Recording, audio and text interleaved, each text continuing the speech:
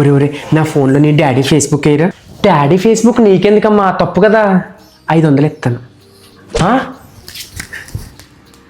Password రాజీ 143.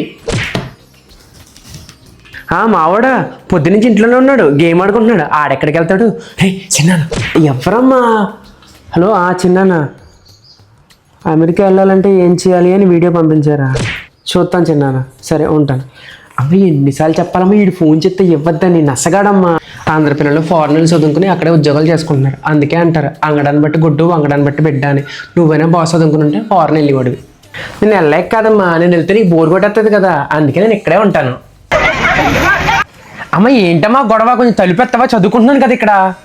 ఎదురింటోడు గొడవ ఆడుకుంటున్నారా? వాళ్ళు మొన్నే కదమ్మా పెళ్ళైంది, అప్పుడే కొట్టేసుకుంటున్నారేంటి?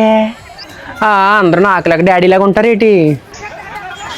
ఒరే చూసావా, పేపర్లో రాశారు ఆడెవడో నీ రీల్స్ చూస్తా పిచ్చోడు అయిపోయాడంట. అబ్బే పాలకుల్లోని ఆవిడెవరో ఆంటీగా 40 ఏళ్ళ వయసులో చదువుకుని గవర్నమెంట్ ఉద్యోగం సంపాదించిందంట. నువ్వు కూడా చేస్తావేట అలాగా? ఏంటి ఎటకారమా? లేకపోతే స్టార్ట్ చేసింది ఎవడు? ఏమండి ఒకసారి ఇలా రండి, సంగతి చూడండి. అచ్చి బాబు మళ్ళీ పొల్లెట్ అయింది ఇవిడ.